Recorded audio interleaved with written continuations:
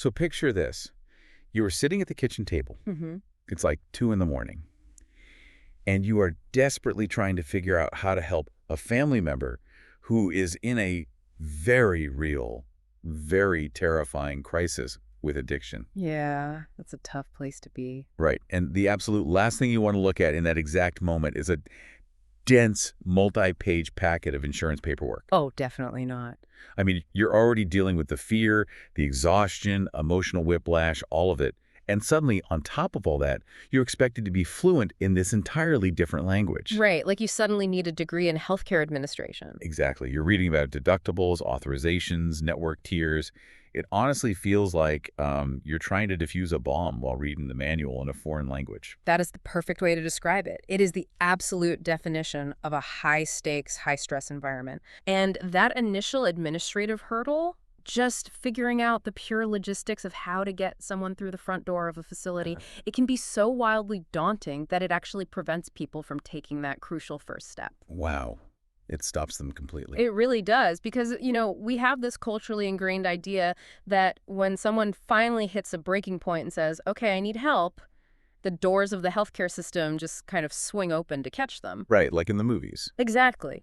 But the mechanical reality of how behavioral healthcare operates is, well, it's drastically more complicated than that. Which is the core problem we are unpacking today. Welcome to the deep dive, everyone. Thanks for having me. Today we are pulling apart a comprehensive guide provided by New Life Recovery Centers. They're an addiction rehab facility based in San Jose, California. And the mission here is to decode this confusing labyrinth of insurance for rehab. It's so needed. It really is. We are going to translate what different levels of care actually mean in practical day-to-day terms. Right. And we are also going to explore how treatment itself is evolving to handle modern challenges. Specifically, this really fascinating concept of gray area drinking. I'm really glad we're touching on that later. Yeah, it's super interesting. Yeah.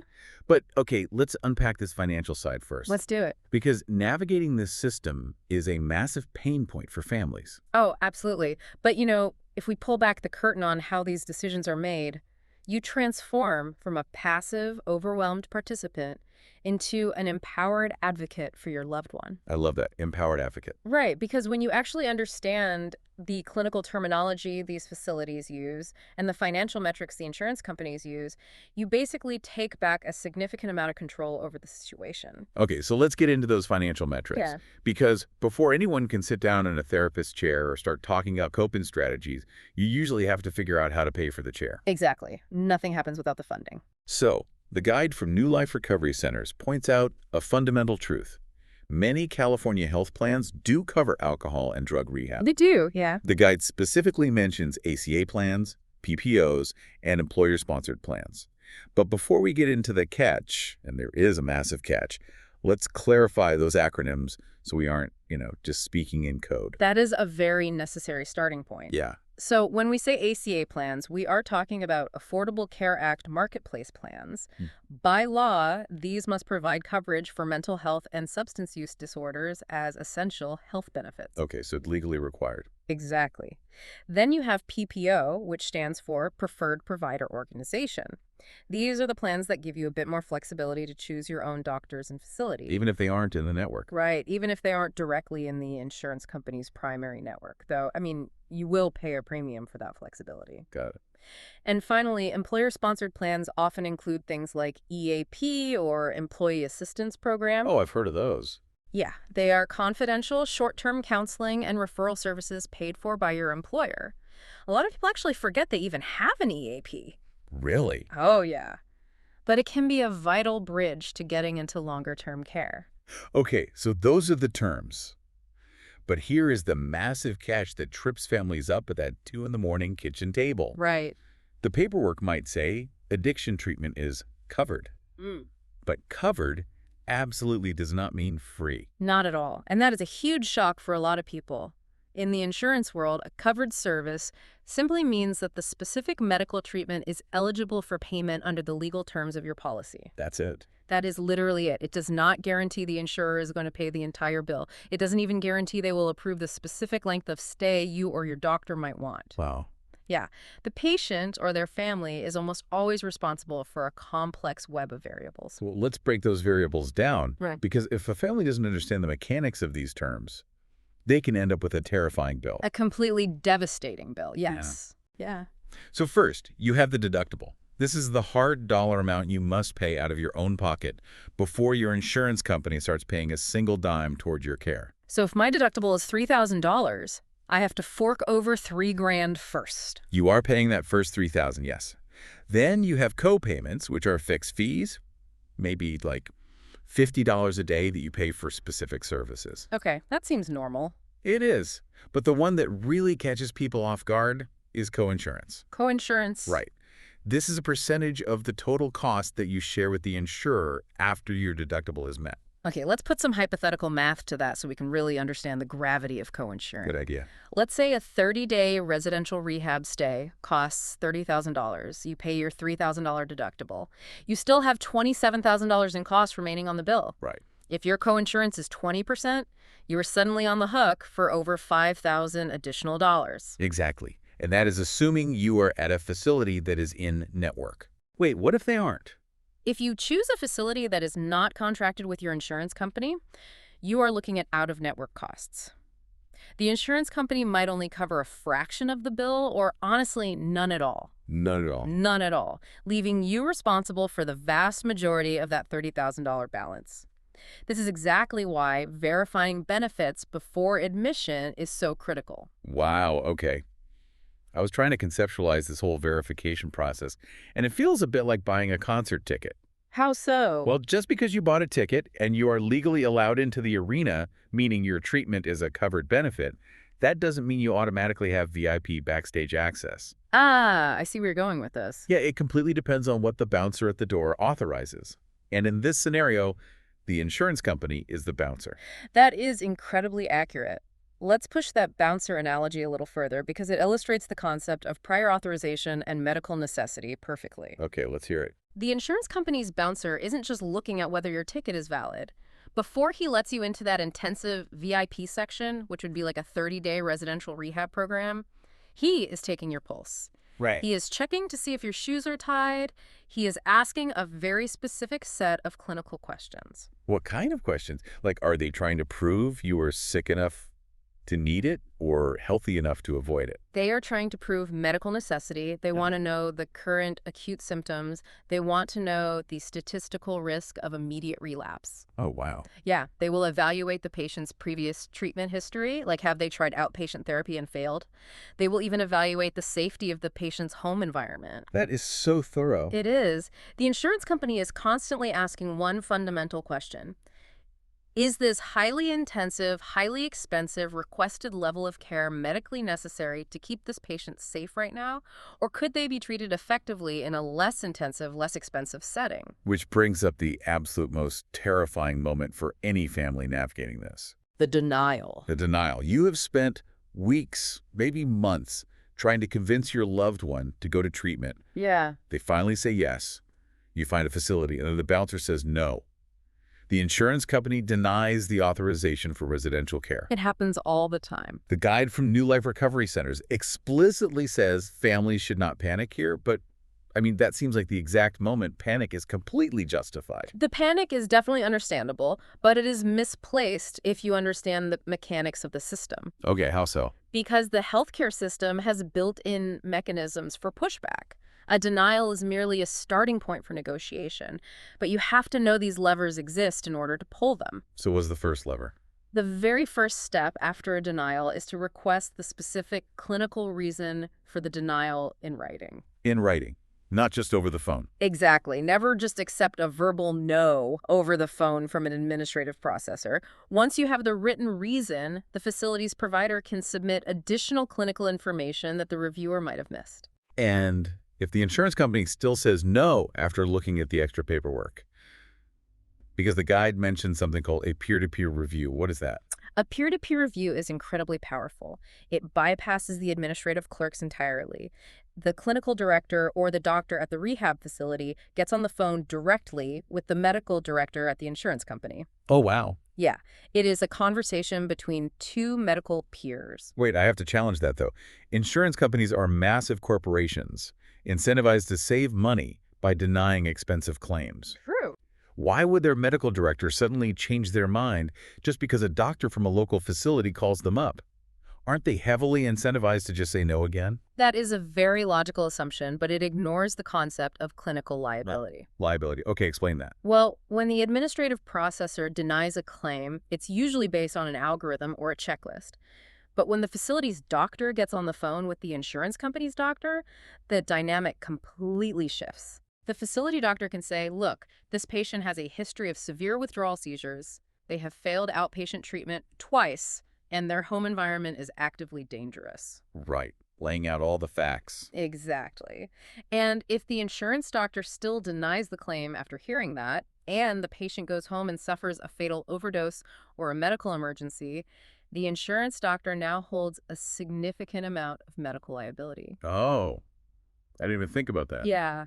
When one clinician clearly explains the reality of the patient's acute condition to another clinician, authorizations frequently get approved because the risk of denial becomes too high. That is fascinating. But families aren't expected to argue this themselves, right? Yeah. You aren't supposed to be debating medical liability with an insurance executive. Oh, definitely not. This is why the approach at places like New Life Recovery Centers in San Jose is so vital. They have a number you can call, 408-297-10182, not just to book a bed, but simply to have them run your insurance, handle these authorization hurdles, and tell you what your options actually are. Letting the facility's admissions and clinical teams act as your advocate is the absolute smartest move a family can make. Yeah, offload that stress. But we also have to look at the other side of the coin. Okay. What if the appeal is denied? Or what if the peer-to-peer review reveals that residential care truly isn't medically necessary for that specific patient at that specific time? So if residential is off the table, what happens to the patient? Do they just go back home to the kitchen table with nothing? No. No, and that is where the physical and clinical structure of the rehab facility itself has to pivot. If the insurance dictates a different path, or if a patient's needs just change over time, the facility must be able to adapt. Exactly. We are talking about the continuum of care available at New Life Recovery Centers. Right, and understanding the continuum of care requires us to basically discard the historical, oversimplified idea of rehab. What do you mean? Well, we often think of the traditional 28-day model, right? A person checks into a secluded building, sits in group therapy for a month, and is magically cured. Yeah, that's what TV shows us. But modern behavioral health is a highly structured, tiered system. Let's walk through those tiers because the mechanics of how a patient moves through them is fascinating. Sure.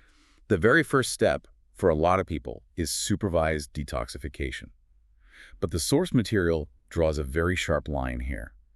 This is a safe, structured beginning to manage withdrawal, but it is not a hospital-level medical detox. Right. Why does that distinction matter? It matters because withdrawal from different substances triggers entirely different biological mechanisms. Supervised detoxification at a facility like New Life Recovery Centers provides medical oversight, comfort medications to ease symptoms, and 247 monitoring during the acute phase. Okay, so it's supervised, but not a hospital. Right. It is designed for people who need a secure environment to safely stop using. However, if a patient is withdrawing from heavy, long-term alcohol or benzodiazepine use, they run the risk of severe, life-threatening seizures or delirium tremens. Oh, wow, that's serious. It is. If a patient is medically unstable or has a history of these severe complications, they require an acute hospital ICU setting. The clinical team evaluates this immediately to ensure the patient isn't just in a supportive environment, but the biologically correct environment. Got it. So once the physical dependency is managed through detox, the patient typically moves to residential treatment. Yes. This is the protective bubble. They live on-site, entirely removed from their day-to-day lives. And that protective bubble is necessary because early recovery is incredibly fragile. The brain's dopamine baseline is completely dysregulated. Right. If you send that person back to their old neighborhood, their old stress at work, or their old social circles, the environmental triggers are simply too powerful for their newly forming coping skills. Residential care isolates them from those triggers so they can actually stabilize. But you can't live in a bubble forever. No, you can't. Eventually, you have to test those coping skills in the real world. Yeah. That brings us to the next tier down, which is PHP. That stands for Partial Hospitalization Program, or Day Treatment. Right. How does a clinical team decide A patient is ready for this. PHP is the critical middle ground. A patient in PHP might be at the facility for 5 or 6 hours a day, engaged in intense trauma therapy, medical monitoring, group sessions. So still a lot of work. It is, but the fundamental difference is that they go home at night or they transition to a sober living environment. The clinical team evaluates if the patient has developed enough impulse control to be unsupervised for 12 hours. Ah, testing the waters. Exactly. It offers the clinical intensity of residential care, but begins the process of reintegrating the patient with the friction of the real world. And stepping down even further, you have IOP Flex, or intensive outpatient. The guide from New Life Recovery Centers notes they offer both morning and evening options for this. Right. This is where treatment really integrates with daily life. The patient is attending structured treatment several times a week, but they are back at work, back in school, or actively raising their kids. Which is the ultimate goal. Addiction thrives in isolation. So recovery has to be about connection and integration back into a functioning society. I do have a question about how this actually plays out over time, though. Sure. We just laid out this very neat logical progression.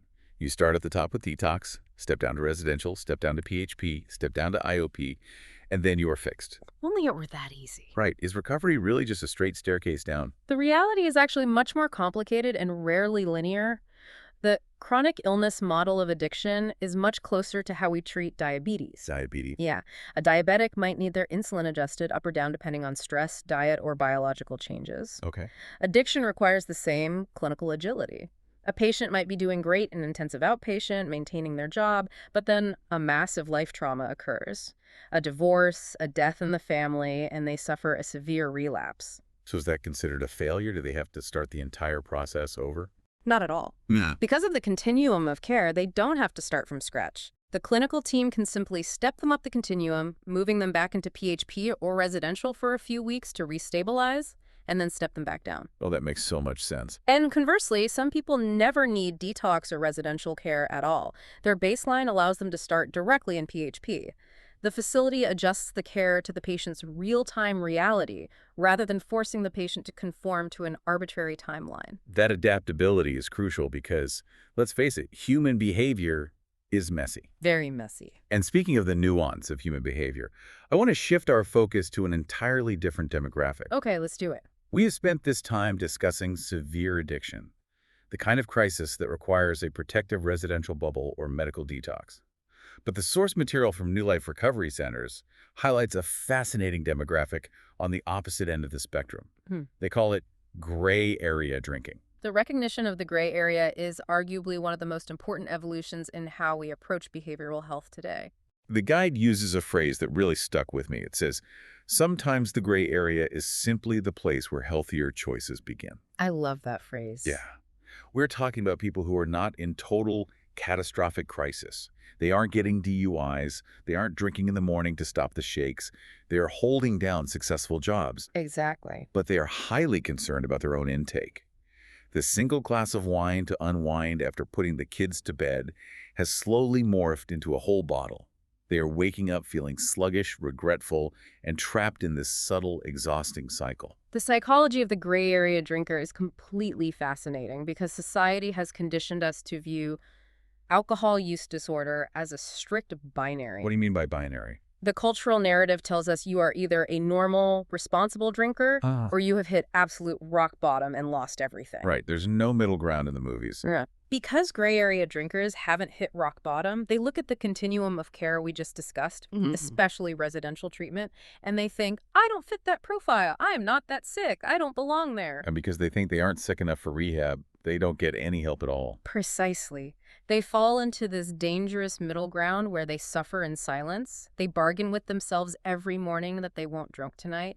And by 6 p.m., the stress of the day overrides the promise. Wow. Yeah. And the real danger of the gray area is that over time, if left unaddressed, it slowly darkens until it actually does become the severe crisis they thought they were immune to. I was trying to conceptualize why they avoid getting help, and it feels very much like a technology problem. Okay, I'm listening. Traditional residential care is like a total system reboot.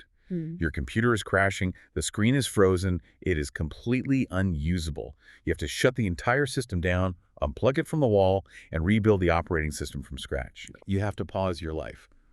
But treating gray area drinking is more like needing a software patch. Yes. You can still use the computer, you're still operating your life, but you need to download a background update to fix some serious bugs before the whole system actually does crash. That analogy captures the logistical hurdle perfectly. A total system reboot is massively disruptive. You have to take a leave of absence from work, explain to your family where you are going, and pause your income. Yeah, no one wants to do that if they don't have to. Right, and gray area drinkers will almost always avoid that disruption. This is exactly where virtual telehealth, and specifically virtual IOP, becomes a revolutionary tool. The guide specifically notes that for eligible California residents, New Life Recovery Centers offers a structured, intensive outpatient program entirely through telehealth. It's a game changer. So the gray area drinker doesn't have to take a leave of absence, they don't have to arrange a month of childcare, and they don't even have to fight the San Jose traffic after a long day of work to sit in a clinic. Virtual IOP dismantles both the logistical and psychological barriers. Psychological, too. Yes. Logistically, it eliminates the commute and the scheduling conflicts. But psychologically, it allows the individual to access high-level, evidence-based therapy from the privacy of their own living room. That feels so much safer. It provides the structured intervention they desperately need without forcing them to adopt an identity of hitting rock bottom that doesn't match their reality. It is a perfect entry point for early intervention. It essentially sends the message, you do not have to wait until your life is in ashes to ask for a fire extinguisher. Exactly. You can get support right now, right where you are, which really ties together the entire mission of what we've been unpacking today. It represents a profound shift in healthcare. We are moving away from a rigid, reactive system that waits for failure toward a system that is proactive, highly flexible, and personalized to the exact severity of the individual's struggle. So if you are sitting at that kitchen table, whether it is 2 a.m. in a crisis or 6 p.m. in the quiet regret of the gray area, here are the major takeaways to remember. Okay. First, the insurance labyrinth is not a permanent roadblock. Cover doesn't mean free, and you need to understand the mechanics of coinsurance and deductibles. Right. But more importantly, you have the power to push back against the bouncer at the door. If you get a denial, demand the written reason, and let the clinical experts fight for you through peer-to-peer reviews. Second, understand that recovery adapts to you. The historical 28-day box is gone. Facilities utilize a fluid continuum of care, from the medical oversight of supervised detox to the protective bubble of residential, down to the daily integration of PHP and IOP. Yeah. The clinical team will move you up or down that continuum based on your actual real-time biological and psychological needs. And finally, your struggle is valid even if it isn't a catastrophe yet. The expansion of virtual telehealth means that gray area drinkers can access life-changing support without putting their careers or families on hold. The absolute most important thing to remember is that you do not have to decipher the paperwork or the clinical tiers alone. If you need someone to run your insurance and simply tell you what options actually exist for your specific situation, you can call New Life Recovery Centers in San Jose at 408-297-1182. They're there to help. They offer confidential consultations and free insurance verification to help you make an informed decision. Again, that is New Life Recovery Centers, 408-297-1182. Before we close, consider this final thought. We spent time exploring how gray area drinking is often the place where healthier choices begin, simply because the person recognized a problem before it became a crisis. Right. It begs a larger question about how we manage our overall well-being. How many other gray areas in our mental or physical health are we currently ignoring just because we aren't in total crisis yet? Wow, that's a good question. We often wait for the severe heart attack to finally change our diet, or we wait for complete mental burnout to finally take a rest. What if we stopped viewing our health as a binary state of fine or broken? Yeah, what if? What if we treated all those subtle, exhausting gray areas in our lives as vital opportunities for early intervention, rather than waiting for the entire system to crash before we ask for help?